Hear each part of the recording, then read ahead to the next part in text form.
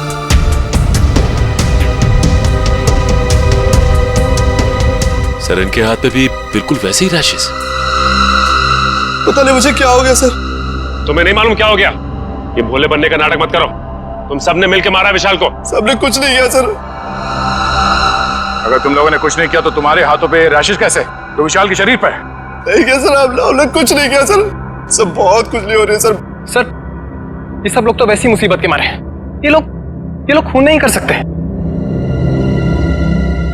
तुम्हारे सलाह की जरूरत नहीं है हमें, समझे?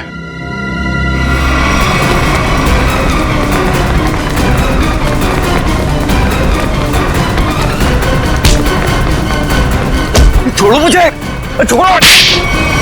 सर मैंने कुछ नहीं किया सर। मैंने कुछ भी नहीं किया सर। कुछ नहीं किया तो भाग क्यों रहा था? सर मैंने जानबूझकर नहीं मारा सर। हम लोग खेल रहे थे और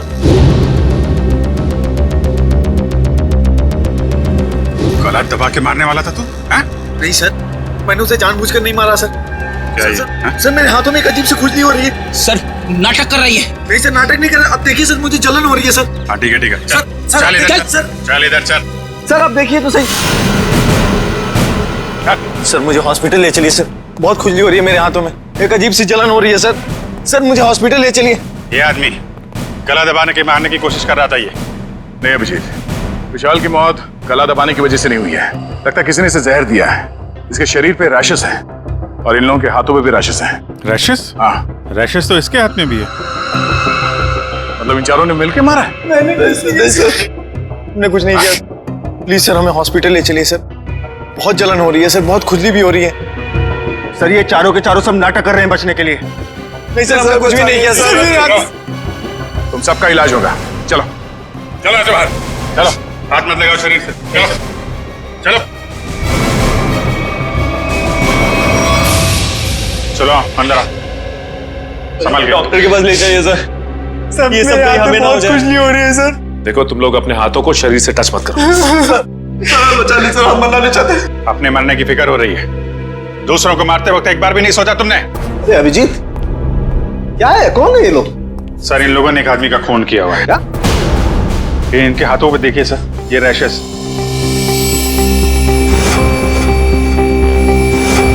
शायद उस जहर की वजह से जिससे इन लोगों ने विशाल को मारा है। मतलब? सर जब हम लोग ग्राउंड में पहुंचे तो विशाल इन लोगों के साथ खेल रहा था। जैसे इन लोगों ने विशाल को पकड़ा, उसको 2 मिनट के अंदर ही विशाल की मौत हो गई।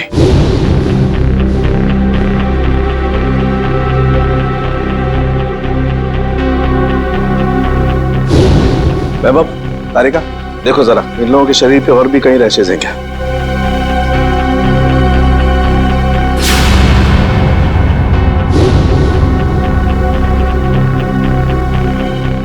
क्या तारिका है कहीं? नहीं सर, और कहीं नहीं। अभिजीत, इनके सिर्फ हाथों पे रैशेस हैं। मुझे लगता है इन्होंने मरने वाले को अपने हाथों से जहर दिया है। वैभव एक काम करो, इनकी स्किन टेस्ट करनी है, जरा इक्विपमेंट लेके आओ। सचिन इन लोगों को यहाँ लाइन पे खड़ा करो। चलिए चलो आ जाओ। खड़े हो सीधा। क्विक क्विक चलो। हाथ दूर। हाथ मत लगाओ, हाथ मत लगाओ भाई। हाँ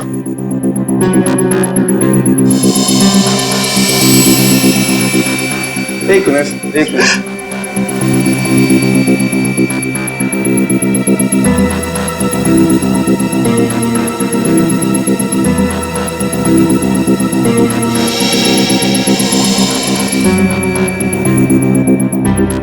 मैंने तुमसे पहले ही कहा था विशाल के पीछे मत पड़। अरे मुंह बंद कर अपना। तू भी तो उसे सबक सिखाना चाहता था ना। लेकिन मैं उसे मारना नहीं चाहता था।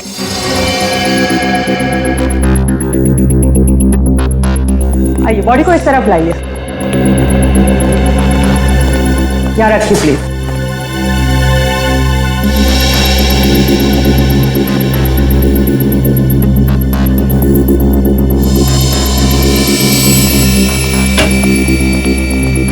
सचिन इनकी तलाशी लो, देखो कुछ छपाया तो नहीं इन लोगों ने। हाथ ऊपर करो, सीधा खड़ा।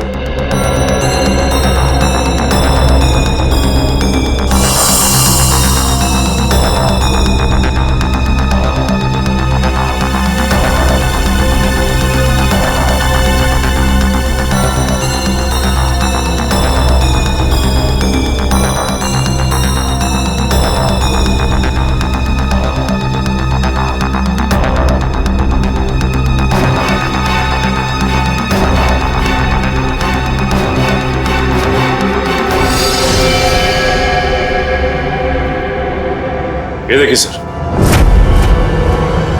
क्या डॉक्टर साहब, कहीं इसकी वजह से तो मौत नहीं हुई है?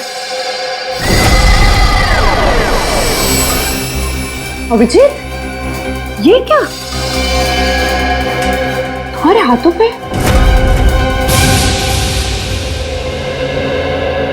ऐसा कौन सा जहर खिलाया था विशाल को तुम्हारे इस कॉन्ट्रैक्ट किलर ने जो 2 मिनट में उसकी मौत हो गई? सर, मुझे नहीं पता था कि वो विशाल को कैसे मारने वाला था।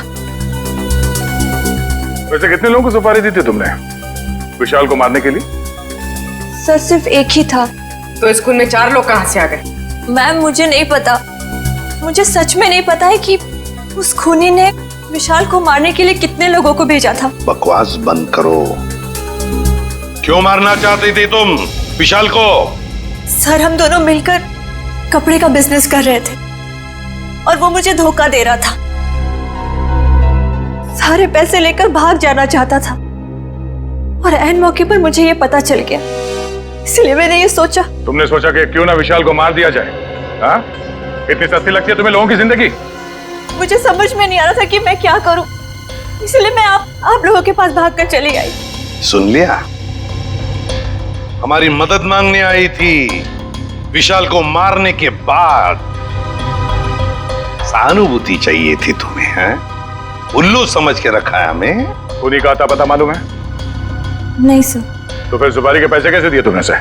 सर, वो प्लम्बर ने कांटेक्ट करवाया था।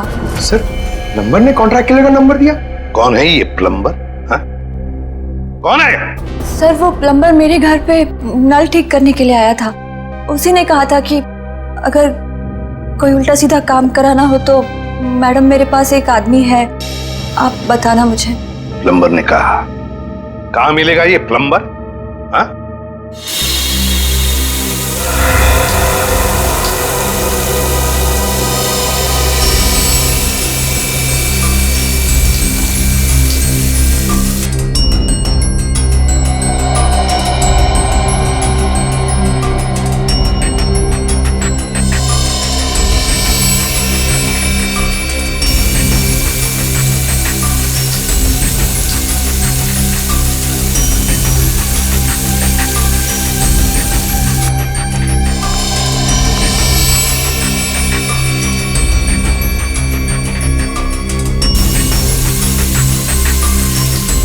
इस पानी में जो केमिकल है ना, इससे जहर का असर खत्म हो जाएगा और ये रैशेस भी ठीक हो जाएंगे। अभिजीत, तुमने पहले क्यों नहीं बताया? अगर जहर का असर बढ़ जाता तो? एक्चुअली मुझे पता ही नहीं चला। हो सकता है ये जहर मुझे तब लगा हो जब मैं विशाल की बॉडी चेक कर रहा था।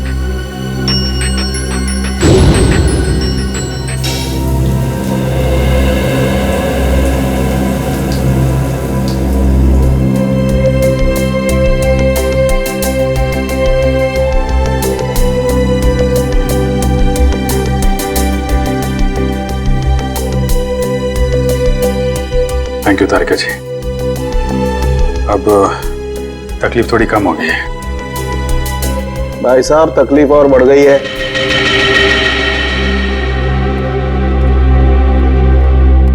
क्या मतलब सर? मतलब यहां दिखेगा। ये देखो अभिजीत, उस डिब्बी में जहर नहीं, स्टेरॉइड्स है। ताकत के लिए लिया जाता है वो। सर, आपको तो पता चल गया सर कि हम लोग बेकसूर हैं सर, तो हमें जाने दीजिए प्लीज। देखिए, कसूरवार कौन है बहुत जल्द पता चल जाएगा, लेकिन तब तक आप लोग हमारी निगरानी में रहेंगे। आप कहीं नहीं जा सकते।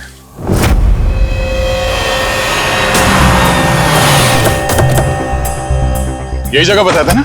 हाँ सर, मैंने फोन किया तो उसने कहा कि यहाँ का काम खत्म करके आता हूँ। अच्छा क्या पता बताया, अब साथ में ले चलते उसे मरम्मत के लिए। कौन है आप लोग? किससे मिलना है? आपके घर में प्लम्बिंग का काम चल रहा है, हम उसे लेने आए हैं। क्यों भाई, हमारा काम हो जाने दो ना, फिर ले जाना उसे। हम लोग सीआईडी से हैं। सीआईडी? जी हाँ। प्लम्बर कहाँ है? वो अंदर है, पंप हाउस में काम कर रहा है। अरे प्लम्बर साहब, कहाँ जा रहे हैं? चलिए, आपको लेने आए हैं। क्या हुआ? चलना नहीं है? हाँ? चलो। पीछे पीछे कहां तक जाओगे प्लम्बर साहब? चल।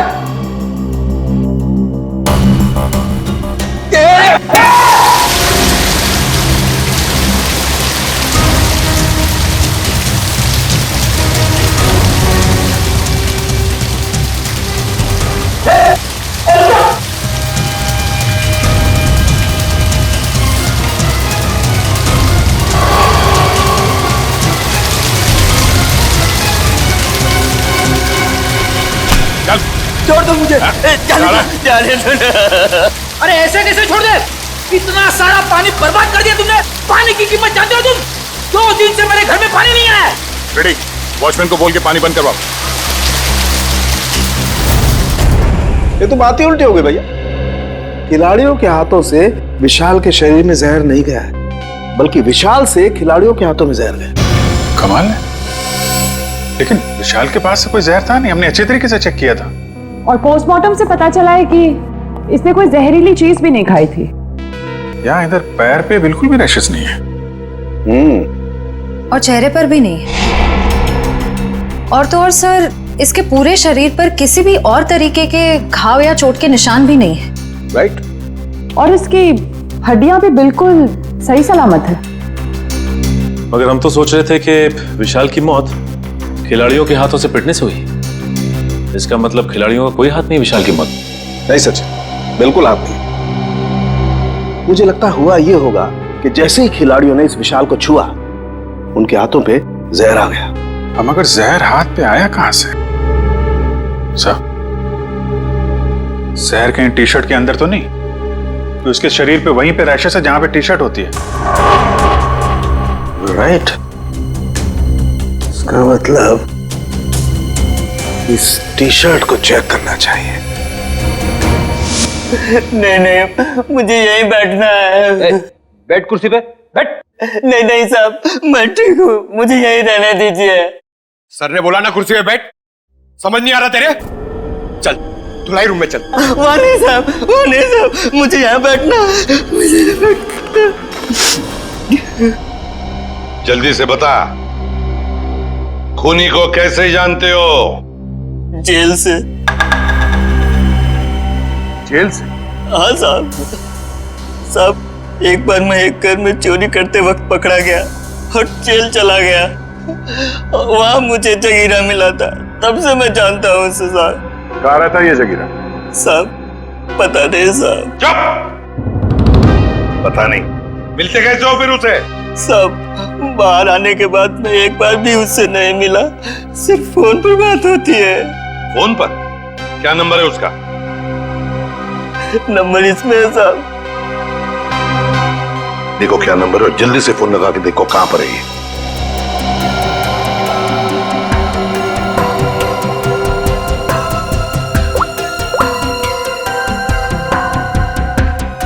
सर, तो जगीरा का फोन अभी कवरेज एरिया से बाहर है, लेकिन इससे पहले वो मुंबई में कहाँ था इसका पता चल गया। ये देखिए सर। ये सारे डॉट्स वो लोकेशंस हैं जहां पर जगीरा गया था। दया, ये तो कबड्डी स्टेडियम है और यहां पर जब मैच हो रही थी तब जगीरा वहां पर था। सर जगीरा इस इलाके में अक्सर जाता रहता है। इस महीने 7 दिन गया था वो यहाँ से। हो सकता है जगीरा इसी एरिया में रह रहा हो या फिर। अभिजीत, सचिन, ये मास्क पहन लो। इस केमिकल के फ्यूम्स बहुत जहरीले होते हैं।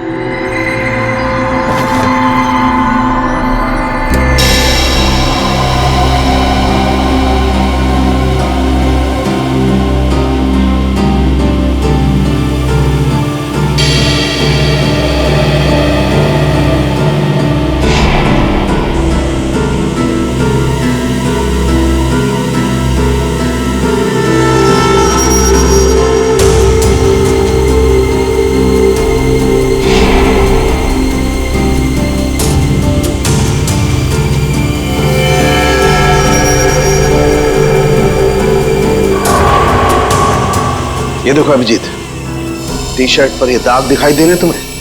ये जहर के ट्रेसेस हैं? हाँ अभिजीत, ये दाग जहर के ही ट्रेसेस हैं। जहर टी शर्ट पे से ही आया है।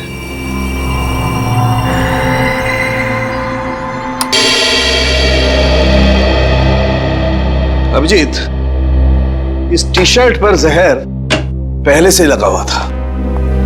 अच्छा, मतलब मैच शुरू होने से पहले जैसे ही विशाल ने ये टी शर्ट पहनी, जहर उसके शरीर में फैलने लगा और मैच के दौरान जहर ने अपना काम कर दिया। बिल्कुल। डॉक्टर सालुंखे, ये कौन सा जहर है? एग्जैक्टली कौन सा जहर है ये तो टेस्ट करने के बाद ही पता लगेगा, लेकिन ये पक्का है कि जहर बहुत खतरनाक है। लेकिन सर, ये जहर विशाल की टी शर्ट में कब और कहां रखा गया होगा?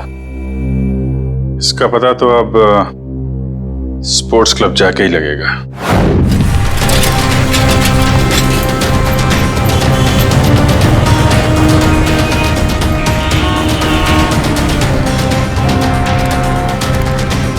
भाई साहब, इस आदमी को देखा, पहचानते हो उसे? क्या काम है इससे? हम लोग सीआईडी से। आप इसे कौन नहीं जानता है? ये तो जगीरा है। कहाँ मिलेगा? बगल वाले बार में अक्सर आता रहता है, देख लीजिए साहब वहाँ। Thank you sir. T shirt में जहर कैसे हो सकता है? ये तो आप बताएंगे। मगर सर, सारे टी शर्ट तो नहीं थे और डायरेक्ट सप्लायर के पास से आए थे।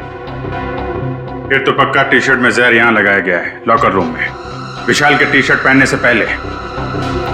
मगर यहाँ टी शर्ट पे जहर कौन लगा सकता है?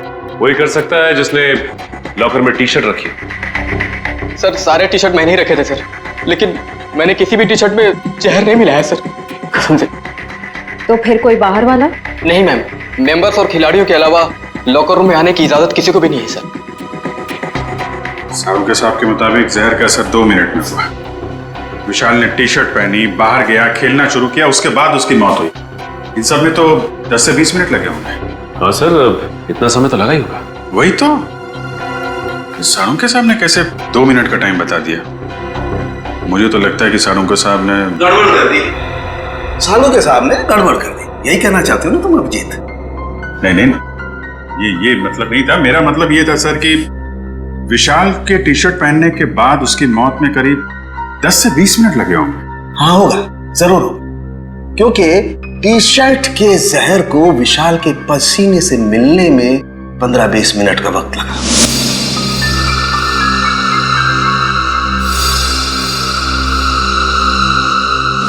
और जैसे ही टी शर्ट का जहर विशाल के पसीने से मिला, 2 मिनट में विशाल की मौत हो गई। 2 मिनट में। तो फिर जहर टी शर्ट में आया कहां से?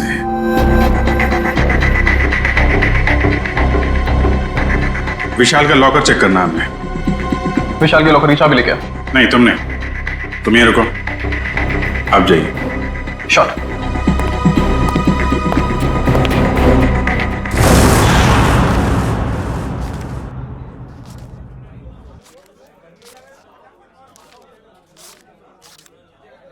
छुट्टे नहीं है।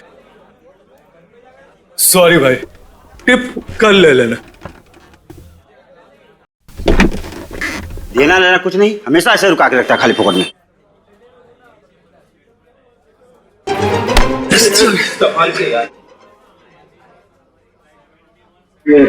जगीरा आया क्या? नहीं सब, जगीरा तो अभी आया नहीं, लेकिन उसका दोस्त बैठा है कोने वाली टेबल पे, हो रहा।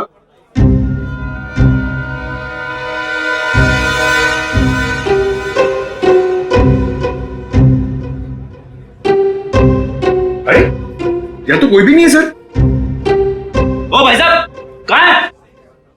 अरे साहब, यही तो बैठा था। यहाँ पे बैठा था? ओ, ये बैठा नहीं है, ये तो लेटा है। ठीक है, लेटने का मजा ही कुछ है साहब।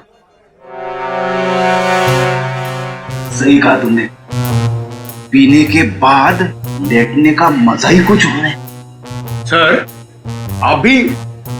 अरे नहीं रे, ऐसा सुना है मैंने कि पीने के बाद लेटने में बहुत मजा आता है। भाई साहब, जरा उठिए, उठिए, उठिए। अरे भाई साहब, भाई साहब, अरे उठो, हमें आपसे बात करनी है। हमको तो पीनी है, हमको पीनी है। हमका बात करनी है, बात करनी है, बात करनी है, बाद में पी लेना। पहले ये बता, जगीरा कहाँ है? जगीरा जगीरा जिगर में है। अबे जिगर विगर छोड़, ये बता जगीरा का घर कहाँ है, वो रहता कहाँ है? एड्रेस मालूम नहीं साहब, लेकिन घर मालूम है। अरे तो लेके चलो, मैं चलो। अभी अपन बहुत बिजी है साहब, कल आना। कल नहीं, आज, अभी हमें उसके घर लेके चल। हम लोग सीआईडी से, समझे?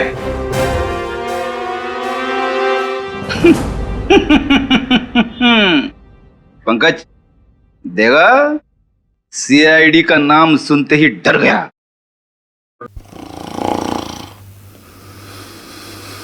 ये डर नहीं गया सर, ये तो सो रहा है। सो रहा है? उठ जा, अरे उठ जा। पंकज, इसे किसी भी हाल में बाहर ले जाना है, मालूम है ना दया सर ने क्या कहा था? हाँ? कुछ दिमाग लड़ा ना।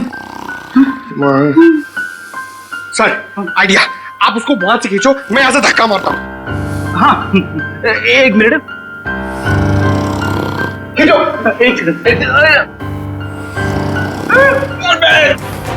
अरे ये उठ जा, निकल। अरे अटक गया क्या? सर ये नहीं उठेगा। अरे ये नहीं उठा तो हम उठ जाएंगे। अरे कुछ दिमाग लड़ा, क्या करें? आइडिया, पानी, पानी, ये लो पानी मारो उसके मुंह पे।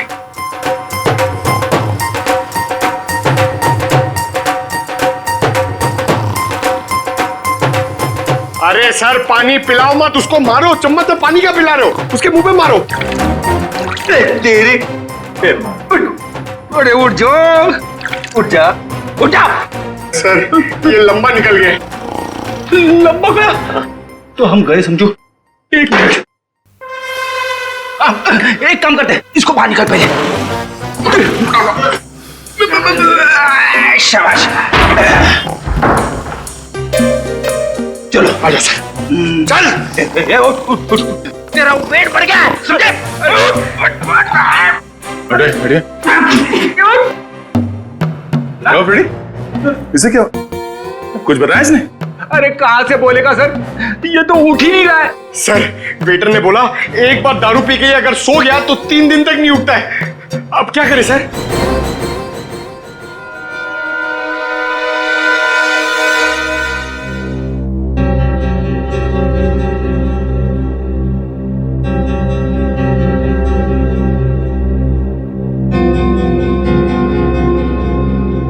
क्या खुशबू आ रही है? जगीरा, दारू। पहले जगीरा का घर, बाद में सब कुछ। पक्का? बिल्कुल। ठीक है, चलो। फॉर्मूला नंबर 42, शराबी को उठाना है तो दारू सुखाओ। शराब पीने वाले को शराब ही उठा सकती है। उठ, उठ।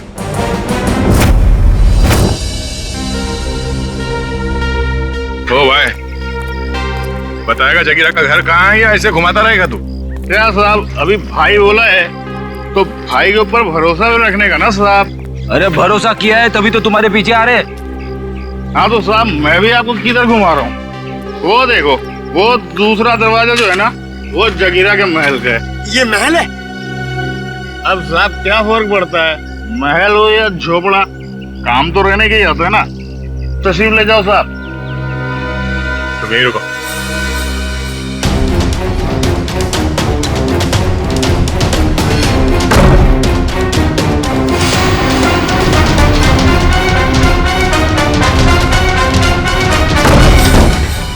सर जगीरा तो कहीं नहीं है। लगता है वो भाग गया। ऐसे ही दरवाजा खुला रखे सर। उसी से पूछते हैं। ओ भाई साहब, जगीरा तो नहीं है घर में? वो तो मेरे को पहले से ही पता था आपको घर पे नहीं है। अरे मालूम था तो फिर यहाँ क्यों लाया? साहब आप ही ने तो कहा, आपने पूछा कि जगीरा कहाँ रहता है, उसका घर कहाँ है, तो ये जगीरा का घर है, यहाँ रहता है वो। भाई साहब हमें जगीरा चाहिए, हमें उससे मिलना है। ओ तो साहब ये बात पहले बोलनी थी ना साहब। आइए साहब चलिए। अब की बार कोई होशियारी नहीं है, अभी सीधे जगीरा के पास ही ले जा रहे हो तुम हमें? हाँ साहब, आपकी कोई गड़बड़ नहीं, जगीरा के पास ले जाऊंगा। आपकी अगर कोई गड़बड़ हुई ना। फिर से गड़बड़ करने वाला है तू? अरे साहब पूरी बात तो सुन लिया करो, अभी बात खत्म भी नहीं हुई, आप ढुक बीच में कूद गए। क्या करूं यार, तुम्हारी बातें ऐसी ट्रेन की सवारी है जो चलती कम है और रुकती ज्यादा है। तो साहब इस बार गलती हो गई, अब से कोई गलती नहीं होगी, और अगर कोई गड़बड़ होती है ना साहब, जूता और साहब मेरा सर। चल चल फॉलो मी। यस।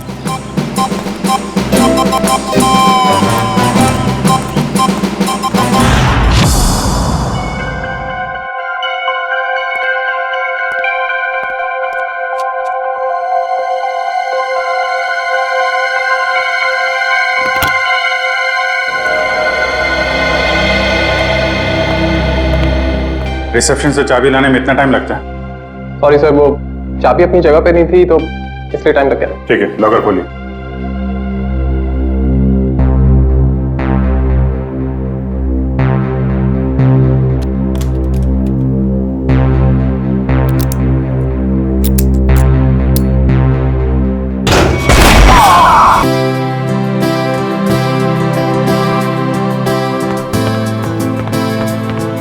लीजिए पापा आपकी कॉफी। लाओ लाओ लाओ। बिल्कुल वैसी जैसे आपको पसंद है। गरम है आराम से।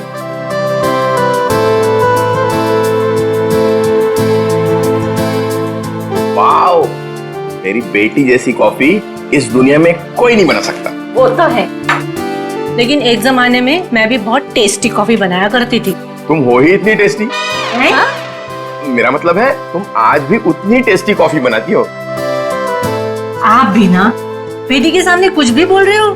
क्यों, क्या हुआ? श्रेया बेटा, तुम्हें कोई प्रॉब्लम है? नहीं पापा, मुझे कोई प्रॉब्लम नहीं है। ये देखो। ना आप खाइए, मैं देखती हूँ।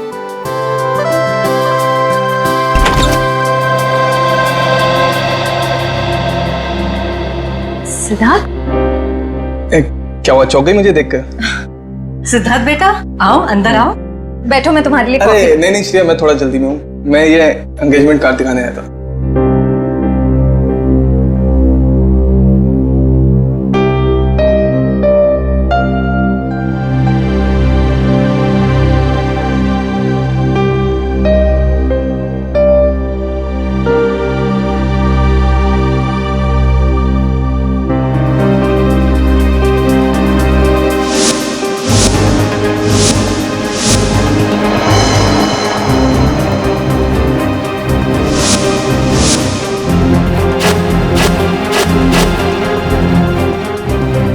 कैसा लगा डिजाइन? कार्ड पसंद नहीं आया? कोई बात नहीं, दूसरा बनवा लेंगे। नहीं, कार्ड अच्छा है।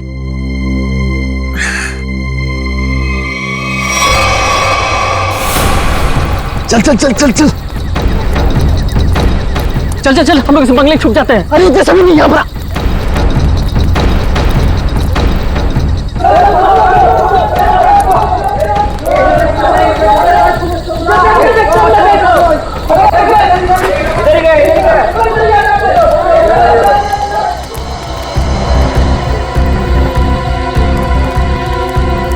चल चल निकलते हैं यहाँ से।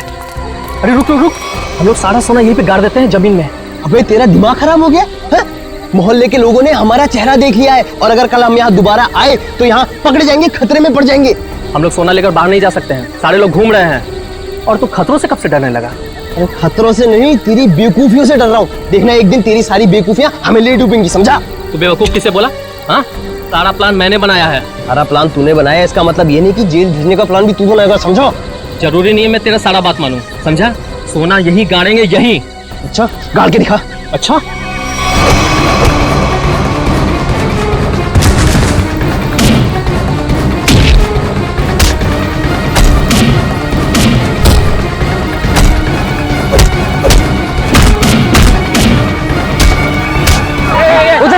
उधर से आवाज आई। चल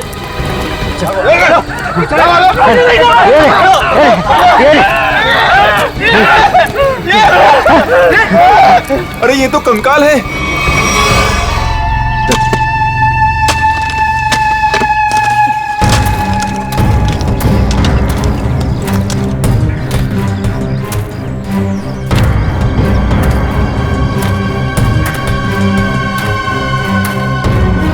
कैसा दिमाग होता है इन मुजरिमों का। खून करके मन नहीं भरा तो डिजाइन बना दी हड्डियों की। सचिन, तुम दोनों एक काम करो, घर के अंदर से अच्छी तरह से तलाशी ले देखो कुछ ना कुछ मिलता है क्या। हा? टांगों की हड्डियां अलग अलग लोगों की है।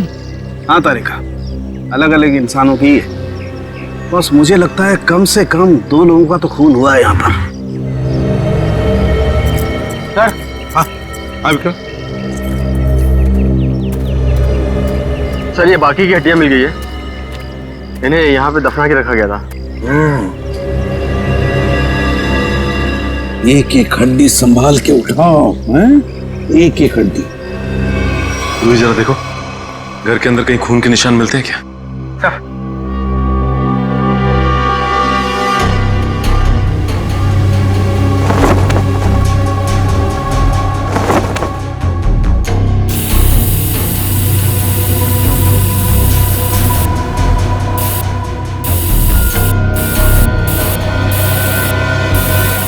जी सर, गांव वालों का कहना है कि 1984 में इस घर के मालिक अपने पूरे परिवार के साथ ऑस्ट्रेलिया चले गए थे छुट्टी मनाने के लिए।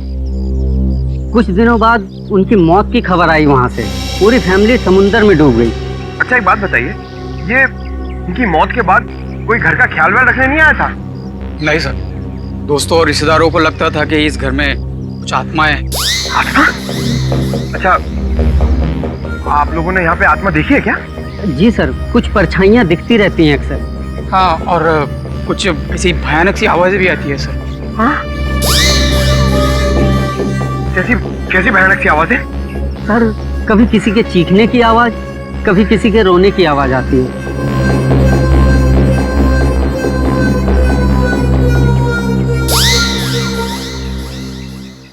सड़के, इन सारी हड्डियों को देखकर लगता है कि खून एक आदमी का हुआ है और एक औरत का भी। ये देखना, पेल्विक गर्ड, एक पेल्विक गर्डल किसी औरत की है। हाँ बस, लेकिन एक कमाल की बात है, क्या?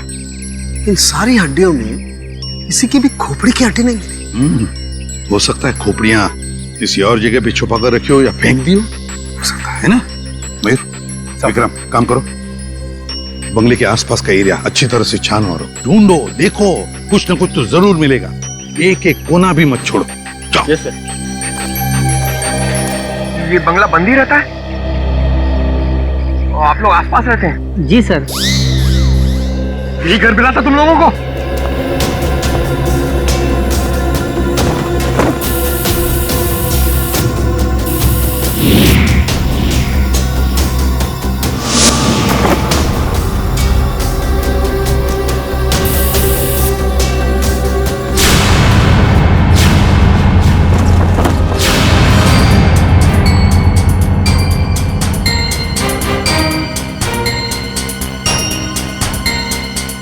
सूखा हुआ खून। सर ये टेप रिकॉर्डर और ये प्रोजेक्टर मिला है। टेप रिकॉर्डर और प्रोजेक्टर और ये सूखा हुआ खून, इसका मतलब कोई ना कोई बहुत गहरा राज छिपा है इस बंगले के अंदर। सर, हाँ सर, खोपड़ी तो कोई नहीं मिली, मगर ये कार की चाबी मिली। कार की चाबी है ना, बड़ी अजीब बात। कार की चाबी है पर यहां पर कोई गाड़ी नहीं। एक आदमी एक औरत की हड्डियां हैं पर उनकी खोपड़ियां नहीं। फिर है क्या ये सारा चक्कर? और फिर किसने किया है ये? हड्डियों से रायमा लिखा है सर। रायमा लगता है किसी लड़की का नाम है ये। सर, कहीं उसी लड़की का नाम तो नहीं जिसका हमें कंकाल मिला है? हो सकता है। अगर वो 2 चोर लुटेरे वहां बंगले में छुपने के लिए नहीं जाते तो हमें कहीं पता ही नहीं चलता कि वहां दो मुर्दे गड़े हुए हैं। और ये भी पता नहीं चलता कि वहां पे एक आत्मा है। न जाने कितने साल पहले ये जुर्म हुआ है। और ताज्जुब की बात यह है सर कि खूनी ने लाशों को गाड़ा नहीं, ये नाम लिखा रायमा। यहाँ पर से हमें कुछ चीजें भी मिली है ना, वो टेप रिकॉर्डर, प्रोजेक्टर और कपड़े। इन तीनों चीजों से हमें खूनी के बारे में बहुत कुछ पता चल सकता है। ज्यादा देर खुला नहीं घूमेगा ये खूनी। सर हमने उन सब चीजों को रिपेयर के लिए भेज दिया है। बहुत जल्द पता चल जाएगा कि हमारा शक सही था या गलत। और वो गाड़ी की चाबी जो हमें मिली थी, कीजो कार की चाबी। कीजो, अच्छा। तो फिर कीजो कार कंपनी से हमें पता चल सकता है। क्या आप हमें बता सकते हैं ये चाबी किस गाड़ी की है और ये गाड़ी आपसे खरीदी किसने? बिल्कुल बता सकते हैं। सबके इनिशियल पॉइंट में डालकर देखेंगे, फौरन पता चल जाएगा। आइए सर। एक मिनट, उससे पहले आप ग्लव्स पहन लीजिए। Thank you.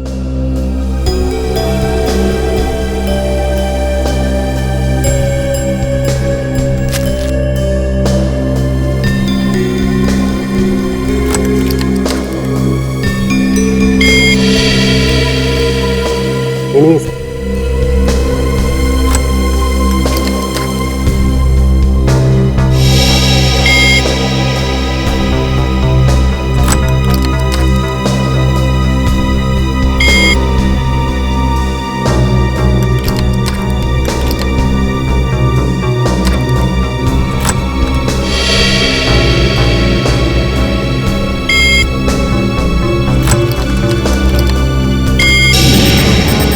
ये देखिए सर, मैच कर गई। सर ये 2009 की कीजो एफएक्स मॉडल है और हमने इसे मरवाना बंद कर दिया है। कीजो एफएक्स 2009 मॉडल। आपके किसी कस्टमर ने कोई रिक्वेस्ट की थी ऐसी चाबी की डुप्लीकेट चाबी बनवाने की? ये पता करने में तो बहुत वक्त लग जाएगा। तो ठीक है, आप पता कीजिए। तब तक हम ये पता करते हैं कि 2009 के कीजो एफएक्स मॉडल की कितनी गाड़ियां चोरी हुई थी।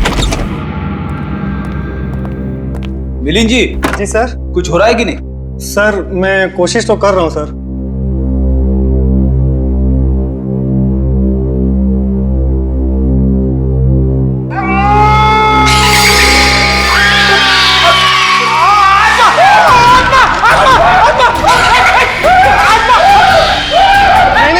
नहीं सर, आत्मा नहीं है। ये तो गलती से फेडर खुल गया था।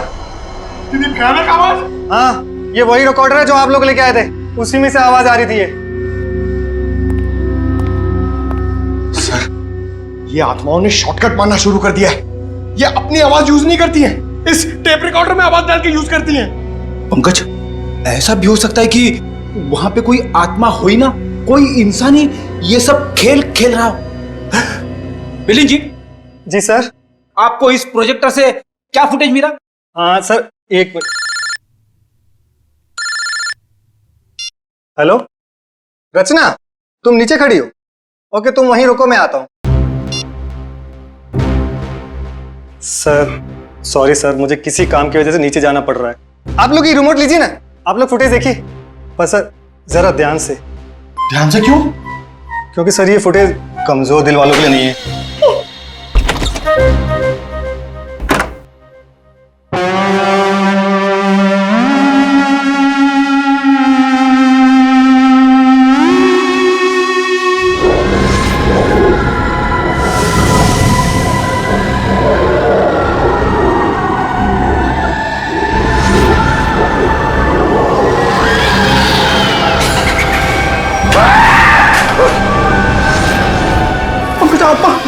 पंकज, बंगला नंबर 13 की आत्मा यहाँ आ गई।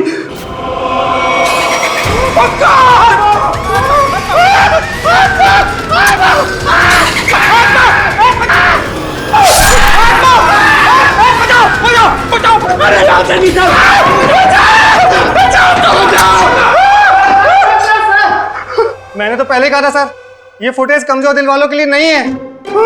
नहीं है। अरे आपको क्या इतनी सी फुटेज मिली थी? हाँ सर, अभी तो यही फुटेज मिली है। अरे ये क्या कम है, पता नहीं एसीपी साहब क्या कहेंगे ये फुटेज देखकर। आप उनसे ये मत कहना कि हम दोनों डर गए थे। सर मैंने तो उनको फोन करके सब कुछ बता दिया। हमारा अंदाजा सही निकला। ये खूनी इस प्रोजेक्टर के जरिए किसी को डरा रहा था, आत्मा बनकर। सर हो सकता है कि इस फुटेज का उन मुर्दों के साथ कोई लेना देना ही ना हो।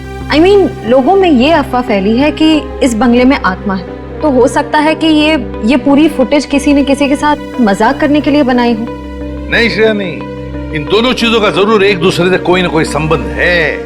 ये डरावनी फुटेज उस खूनी के विकृत दिमाग में से ही निकली है। हाँ सर, किसी को डराने या मजाक करने के लिए कोई इतनी मेहनत नहीं करेगा। फुटेज में ये जो आत्मा है इसे प्रोफेशनल तरीके से फिल्माया गया है, स्पेशल इफेक्ट्स के साथ, जैसे फिल्मों वगैरह में होता है। और इस फुटेज को देख के लगता है सर कि खूनी को स्पेशल इफेक्ट्स का काफी ज्ञान है, या फिर हो सकता है उसने ये फुटेज किसी स्पेशल इफेक्ट स्टूडियो में बनवाई।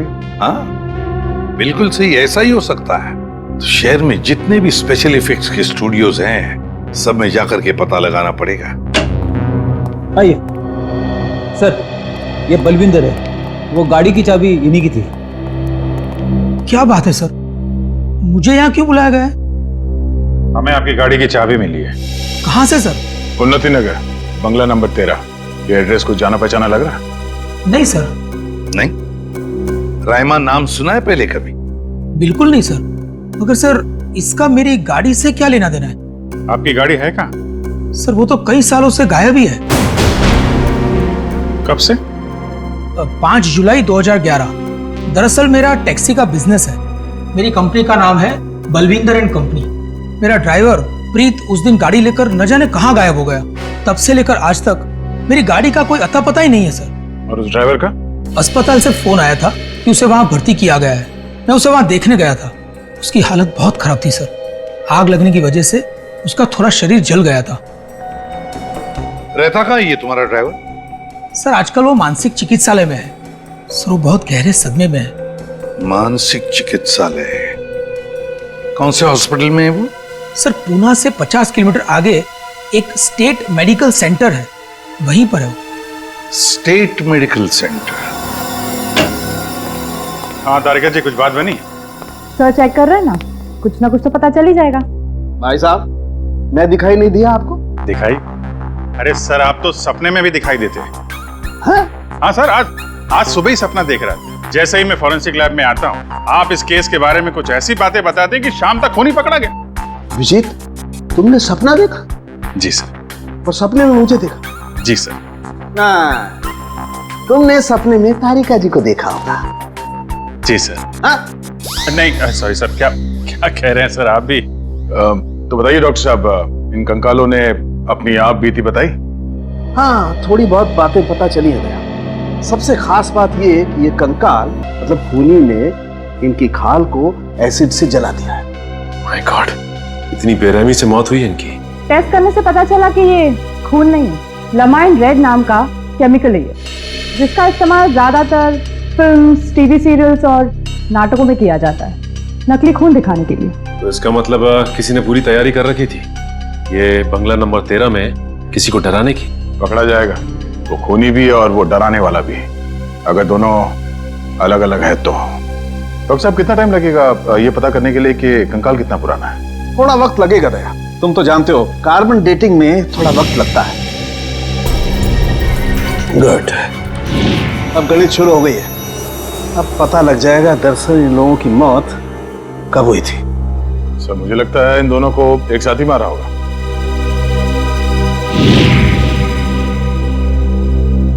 36 से 38 महीने पहले, मतलब 3 साल पहले। 2011 में मौत हुई इनकी। और उस बलविंदर की कार भी जुलाई 2011 को गायब हुई थी, बंगला नंबर 13 से। सर अब तक तो खूनी शहर छोड़ के भागा होगा, उसे ढूंढेंगे कैसे? भागने दो, कहां तक भागेगा? सीआईडी से नहीं बच सकता। Excuse me. जी? सीआईडी से।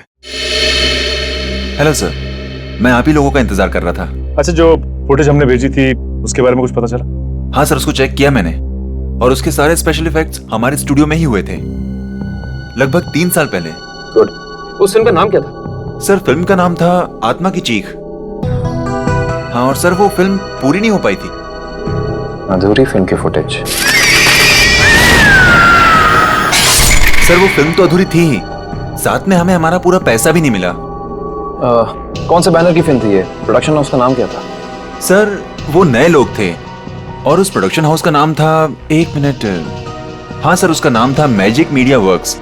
Magic media box. अब तो यही लोग बताएंगे कि इस आत्मा की चीख को लोग सुन के नहीं पाए। प्रीत की हालत भी पिछले 3 सालों में बिल्कुल सुधार नहीं हुआ। उस वक्त भी किसी लड़की की आत्मा के बारे में बात करता था और आज भी करता है। सर लड़की की आत्मा? अच्छा, पिछले 3 साल में जितने भी लोग प्रीत से मिलने आए थे उनकी लिस्ट चाहिए हमें। हाँ, हैरानी की बात यही है सर, पिछले 3 सालों में इससे कोई भी मिलने नहीं आया सिवाय मिस्टर बलविंदर के, जो इनके इलाज का खर्चा उठा रहे हैं। बलविंदर? जी सर। ओके।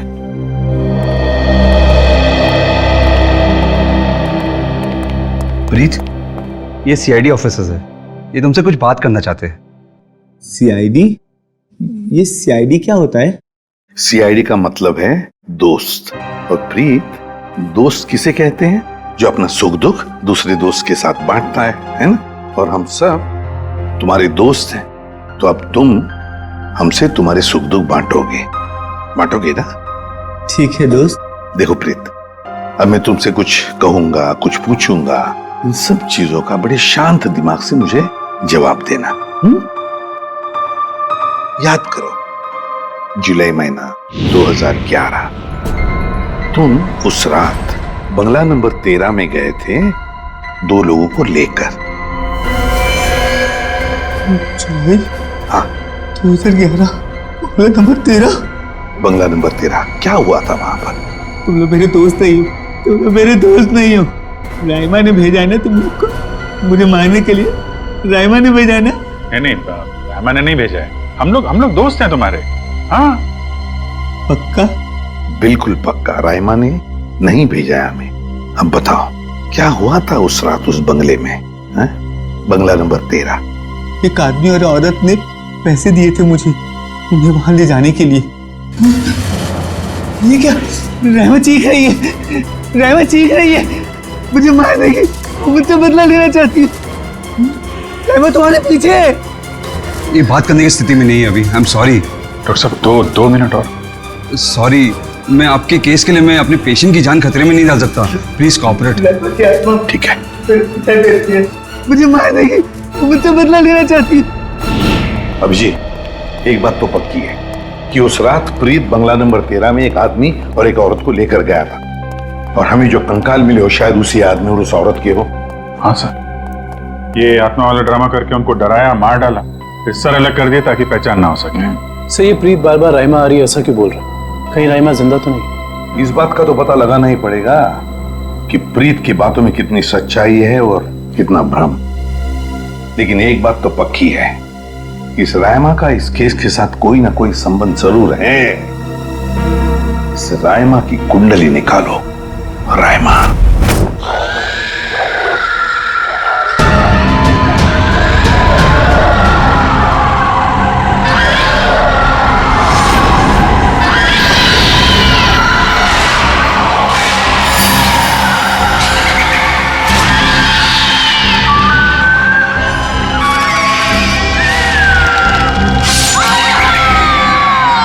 ये फुटेज आपको जिस बंगले से मिली वहां खून हुआ है? जी हाँ, 2 खून। वैसे ये फिल्म की फुटेज आपकी है ना? जी हाँ। क्या बताऊं सर, बड़ी ही मनहूस फिल्म थी।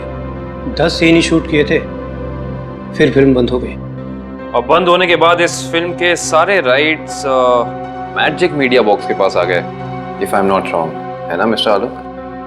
अब इस तरह के फुटेज तो हमारे पास काफी पड़े रहते हैं, अब पता नहीं ये फुटेज उसके हाथ कैसे लग गए। मतलब आप भी मानते हैं कि ये फुटेज गलत हाथों में लग गए, जिसका उसने गलत फायदा उठाया और 2 खून किए? शायद कोई बाहर वाला होगा। लेकिन आपको ऐसा नहीं लगता कि कोई अंदर वाला भी हो सकता है? क्योंकि ऐसा काम करने के लिए अंदर वाले के लिए कोई आसानी ज्यादा होती है। वैसे इस फिल्म पे आप लोग क्या क्या काम कर रहे थे? सुनील राइटर था, आलोक डायरेक्टर और मृणाल कॉस्ट्यूम डिजाइनर। और आप प्रोड्यूसर, राइट? जी। आप में से कोई राइमा को जानता है? राइमा हमारे फिल्म की हीरोइन थी। सर आप कैसे जानते हैं राइमा के बारे में? आप एक काम कीजिए मिस्टर आलोक, आप अपनी फिल्म की हीरोइन राइमा को यहाँ बुला लीजिए। वो एक्चुअली कई साल पहले राइमा एक हादसे में आग में जलकर मर गई। मर गई? अच्छा, राइमा की कोई तस्वीर या फोटो? मृणाल, फोटो ले आओ। जी सर। एक मिनट, अभी आपने कहा कि वो जल के मर गई, लेकिन कैसे? ज्यादा कुछ तो पता नहीं है, क्योंकि उसके और हमारे बीच तनाव हो गया था। और वो क्यों? वो एक्चुअली हम राइमा को अपनी फिल्म में हीरोइन लेना चाह रहे थे, पर बाद में हमने अपना इरादा बदल लिया और स्मृति को हीरोइन ले लिया और राइमा हो गई साइड एक्ट्रेस। तुम मेरी जगह ये छिपकली को हीरोइन बनाना चाहते हो? तुम्हारा दिमाग खराब हो गया है? राइमा, तमीज से बात करो। मैंने तुमसे कहा ना, अगली फिल्म में तुम्हें हीरोइन बनाऊंगा। इस फिल्म के किरदार के लिए तुमसे बेहतर स्मृति। अच्छा, तो ये बात पहले क्यों नहीं सोची जब मुझे फाइनल किया था? ये फिल्म इंडस्ट्री है राइमा, यहाँ किसकी किस्मत कब यू टर्न मार जाए कोई नहीं कह सकता। ये फिल्म मेरी किस्मत में थी, मुझे मिल गई। इंतजार करो, सिर्फ इंतजार। एक दिन तुम्हारी जिंदगी ऐसी दिशा में चली जाएगी जिसका अंत गहरी खाई में होगा, समझी तुम? क्या तुम मुझे धमकी दे रही हो? धमकी ही समझ लेना। राइमा रुको, राइमा। सूरज गया था राइमा को मनाने के लिए, लेकिन कोई फायदा नहीं। एक हफ्ते बाद खबर आई कि एमजे स्टूडियो में आग लगी है और राइमा की मौत हो गई। मुझे अफसोस है, अगर राइमा हमारी फिल्म की हीरोइन होती तो शायद ये दुर्घटना ना होती और आज वो जिंदा होती। आलोक जी, आप एक काम कीजिए, आप अपनी फिल्म की नई हीरोइन स्मृति, उनको यहाँ बुलाइए जरा। मैंने उसे कॉल किया था, उसका फोन लगा नहीं, और आर्ट डायरेक्टर विराज का भी वो फोन डेट बता रहा था। विराज और स्मृति से मिलना पड़ेगा। सर, ये रहे फोटो। ये है राइमा। राइमा ने स्मृति को धमकी दी, उसके बाद राइमा खुद मारी गई। तो फिर ये खून कर कौन रहा है? इसका जवाब तो अब विराज और स्मृति से मिलकर ही पता चलेगा। मैंने पता किया, ये विराज और स्मृति इस ब्लू रोज प्रोडक्शन हाउस में काम कर चुके हैं। गुड निखिल, इससे पूछते हैं। अरे सुनिए भाई साहब जी, ये विराज शंकर है, आर्ट डायरेक्टर है, काफी टीवी में और फिल्मों में सेट लगाए हैं इन्होंने। इन्हें पहचानते हैं आप? नहीं सर, मुझे नहीं मालूम। जी, आगे पूछते हैं। एक्सक्यूज मी, हम लोग सीआईडी से। जी, आप विराज शंकर को जानते हैं? विराज शंकर? हाँ सर, मैं जानता हूँ। वो बेचारे बहुत कर्जे में थे, पर फिर पता नहीं क्या हुआ उनका। उनका कोई एड्रेस, कोई पता? सर, इस बारे में कुछ ज्यादा तो पता नहीं है, लेकिन उनका ऑफिस कहीं अंधेरी में है। अच्छा, ये फोटो को ध्यान से देखिए। स्मृति ये फिल्मों में काम करती है, पहचानते हैं आप इन्हें? जी हाँ, इनकी बंद फिल्म के बाद इनको कोई प्रोड्यूसर फिर से रिलॉन्च करना चाहते थे, लेकिन सर ये पता नहीं क्यों बदकिस्मती से ये 2011 में अमेरिका चली गई और उसके बाद फिर लौट के आए हैं। ये स्मृति का कोई अता पता जहाँ हम उनसे मिल सकते हैं? हमें तो नहीं पता, पर उस एजेंसी पर उसका पुराना एड्रेस होगा जहाँ पर उन्होंने चमकार वॉशिंग पाउडर का विज्ञापन किया था। ठीक, थैंक यू। यार, एजेंसी से स्मृति के घर का पता निकलवाते हैं।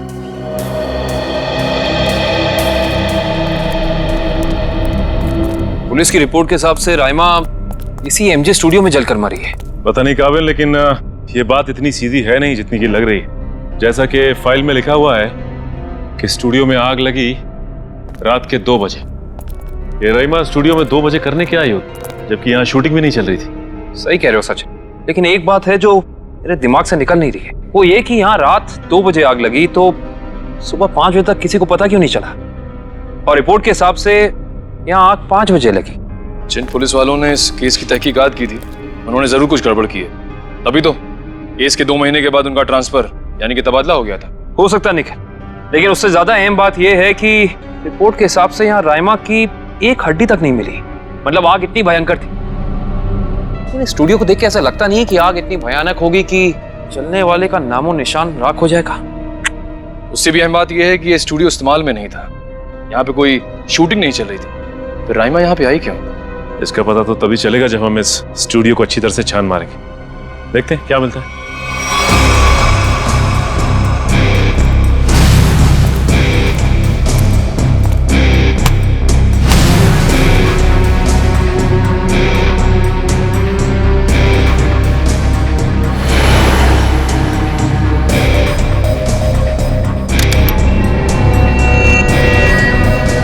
ये देखो, जली हुई गन।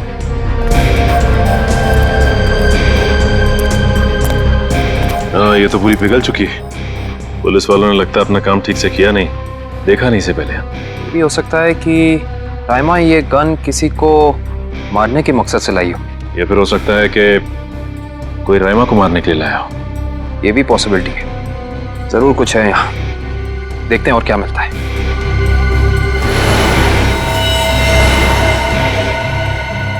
सर, कंकाल।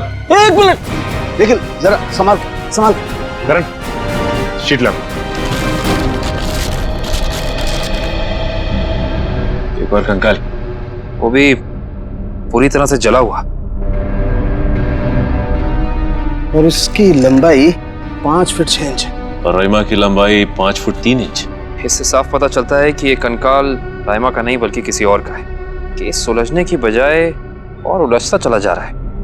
एक बात और, हम लोगों को यहाँ जली हुई गन जरूर मिली है, लेकिन इस लड़की की मौत गोली लगने की वजह से नहीं, इस लड़की की मौत जलने की वजह से ही हुई है। देखो, ढूंढो और कुछ मिलता है क्या।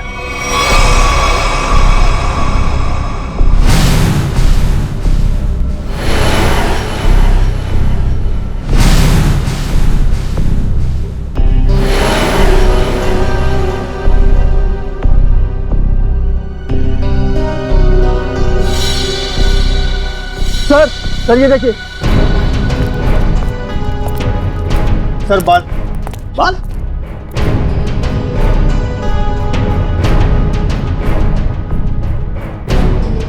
ओह सर, ये तो किसी लड़की का बाल लगता है, या तो मरने वाली का या फिर राइमा का।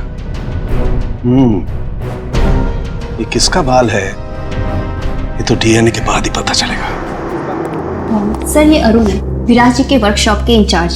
जी, आपको कुछ बनवाना था? जी हाँ, हथकड़ी बनवानी है। हथकड़ी? मैं कुछ समझा नहीं। हाँ, अपनी बनाई हुई हथकड़ी खुद अपने हाथों में पहनेंगे तो थोड़ा दुख कम होगा। अब समझ में आया, इतने सालों के बाद ख्याल आया आपको कर्ज के रुपयों का। कर्ज के रुपए? हाँ, इसीलिए तो आप उन्हें ढूंढ रहे हैं, क्योंकि वो लोगों से लिया हुआ कर्ज वापस नहीं कर पाए। नहीं मैडम, हमारा यहाँ आने का मकसद कुछ और है। विराज को बुलाई, कहाँ है वो? ये तो कोई भी नहीं जानता। कर्जदारों से परेशान होकर आज से 3 साल पहले जुलाई 2011 में न जाने कहाँ गायब हो गए। जुलाई 2011? सर 5 जुलाई 2011। सर मुझे लगता है कि इस विराज के भागने की वजह कर्जा नहीं कुछ और है, जिसका कुछ ना कुछ संबंध उन कंकालों के साथ जरूर है। मुझे तो लगता है उनमें से एक कंकाल विराज का है। याद है सारुण के साहब ने कहा था, आदमी वाला कंकाल किसी मजदूर या आर्टिस्ट का है जिसने जिंदगी भर अपने हाथों से बहुत काम लिया है। और हो सकता है सर शायद वो दूसरा कंकाल स्मृति का हो। ये विराज के परिवार वाले कहाँ रहते हैं? सर जहां तक मुझे पता है उनके परिवार में कोई और है ही नहीं। विराज अकेले ही थे? जी सर। चीज मिल जाती डीएनए सैंपल के लिए तो कंकाल वाला राज खुल जाता। ये सारी पेंटिंग उन्हीं की है ना? जी सर। देखो जरा।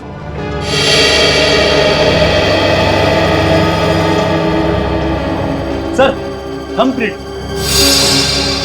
ये विराज का है? जी हाँ सर, और ये थंबप्रिंट ही नहीं, ये पूरी पेंटिंग सर ने अपनी उंगलियों से बनाई है। Finger painting? इतना तो काफी है डीएनए टेस्टिंग के लिए। आप लोग? हम लोग सीआईडी से। अच्छा अच्छा, आइए आइए, आप ही ने फोन किया था ना? जी हाँ। दरअसल बात यह है कि हम स्मृति के बारे में आपसे कुछ पूछताछ करना चाहते हैं। पूछिए ना, क्या पूछना चाहते हैं आप? क्या आप बता सकती हैं कि स्मृति का आपके अलावा इस दुनिया में और कोई भी नहीं है? नहीं, उसके माँ बाप बचपन में ही गुजर गए। अब बची है तो ये बूढ़ी दादी, बहुत ही प्यार से पाला है मैंने उसे। ये स्मृति अचानक अपना फिल्मी करियर छोड़कर अमेरिका क्यों चली गई? वो कभी किसी को कुछ नहीं बताती थी, हमेशा अपना मन का करती थी। उस दिन भी उसके मैनेजर का फोन आया, कह रहा था कि मैडम किसी विज्ञापन की शूटिंग के लिए अमेरिका जा रही है। उसके मैनेजर से मैंने पूछा कि कब वापस आएगी वो, तो उसने कहा 3-4 दिनों में। लेकिन पूरे 3 साल हो गए, अब तक उसका कुछ पता नहीं, कुछ पता नहीं। कब की बात है ये, कुछ याद है आपको? कैसे भूल सकती हूँ, 5 जुलाई 2011। सर वो कंकाल भी 3 साल पुराना है सर, कहीं वो। सर कम से कम इतना तो पता कर दो, मेरी बच्ची के साथ हुआ क्या, कहीं वो इस दुनिया में है भी या नहीं। जब तक इस राज का बोझ मेरे दिल पर रहेगा, मैं इतना चैन से जी पाऊंगी, न मर पाऊंगी। देखिए, मैं आपसे वादा करता हूं कि सच क्या है इसका हम पता लगा लेंगे। प्लीज आप अपना ख्याल रखिए, ठीक है?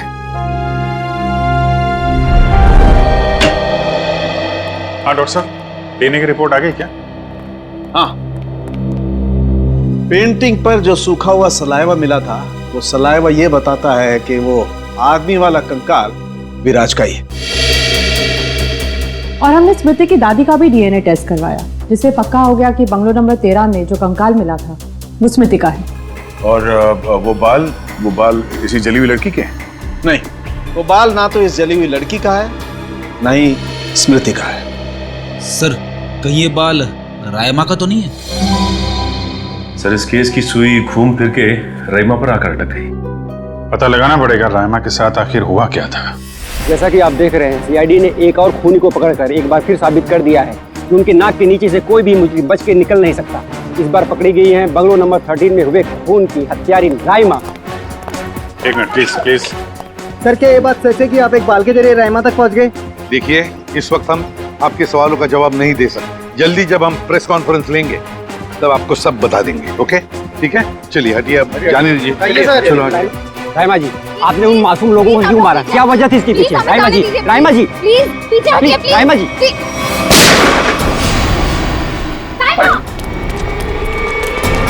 पकड़ो उसे। अब खून ही पकड़ेगा इसे।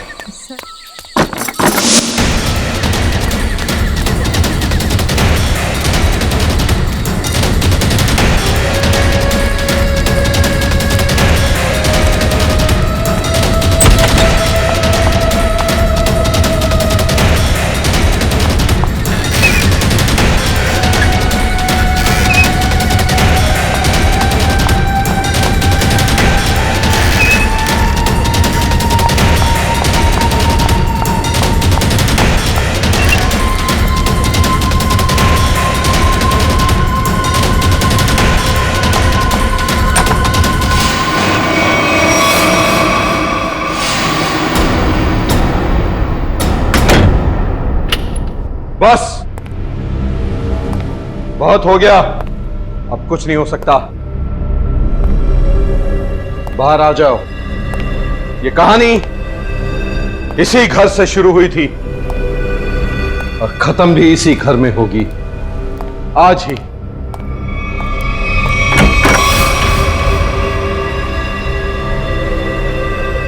छुपने का कोई फायदा नहीं, बाहर आ जाओ। सुना तुमने?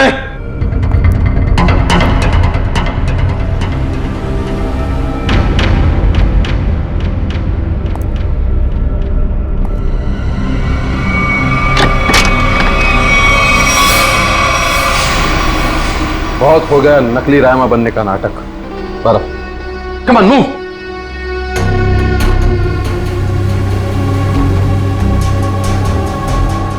कौन हो तुम?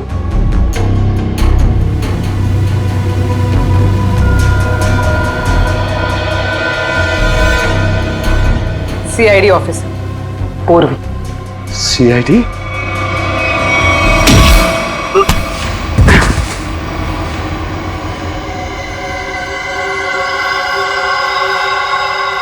मैं और रायमा एक दूसरे से बहुत प्यार करते थे, इसलिए जब हीरोइन का रोल राइमा की जगह प्रीति को मिला तो तुम्हारे दोनों कानों से धुआं निकलने लगा है?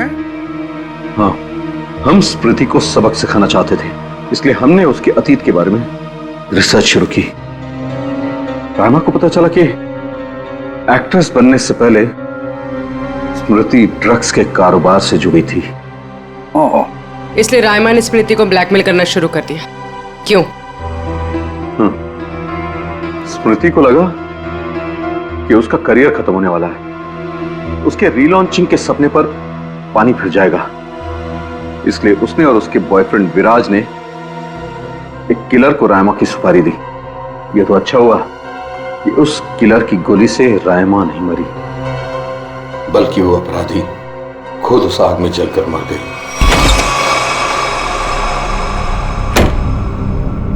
विराज, स्मृति, कहाँ हो तुम दोनों?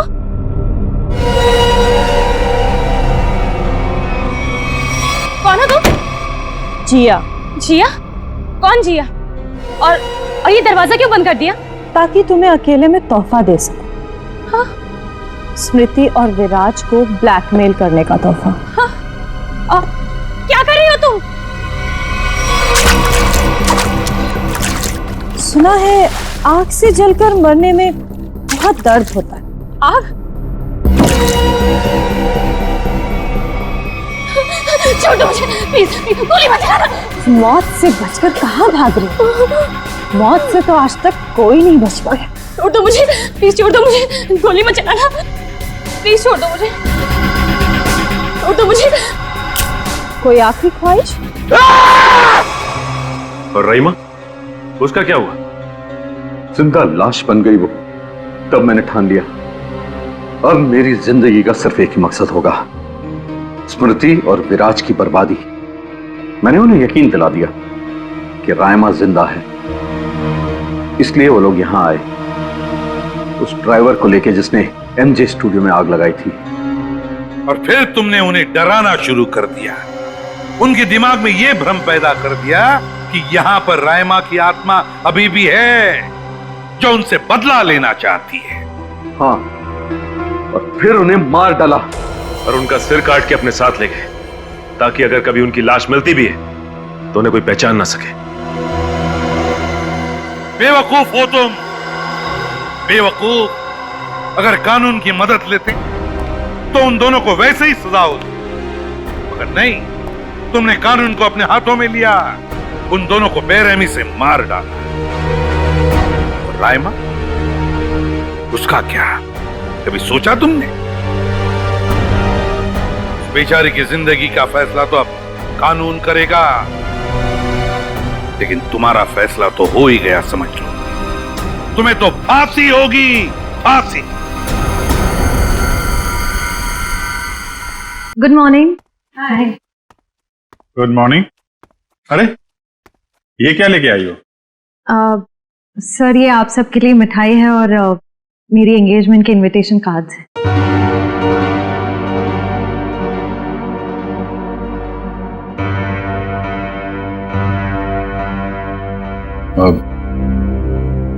तारीख पक्की हो गई? जी सर, 28 सितंबर। अच्छा। दो हफ्ते बाद ही है। काफी तैयारी करनी होगी आपको तो। सर, ज्यादा कुछ तैयारियां करनी नहीं, सिद्धार्थ को भी मेरी तरह एक छोटा सा ही फंक्शन चाहिए था। ये तो बहुत अच्छी बात है। Congratulation Shreya. Thank you sir. चलो मुंह मीठा कराओ। हाँ श्योर।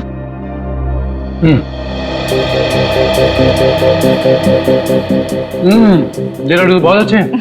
ओह सर, आप लोग भी लीजिए ना। हाँ, थैंक यू सर। लो फ्रेडी, मुंह मीठा करो। रहने तो मीठा खाने का मन नहीं है मेरा। अरे फ्रेडी, एक लड्डू से कुछ नहीं होगा, लो ना। Sir please. ये हुई ना बात पूर्वी। तुम ही लो श्रेया। नहीं सर, थैंक यू, लेकिन आप सबको जरूर आना है। ये भी कोई पूछने की बात है श्रेया? हम सब जरूर आएंगे, है ना सर?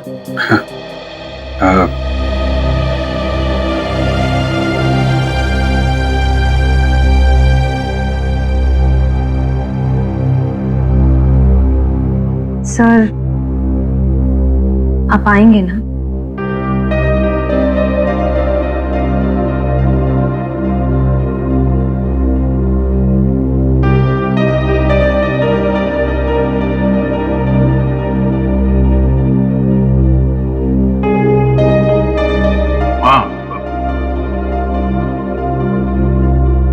मैं जरूर आऊंगा।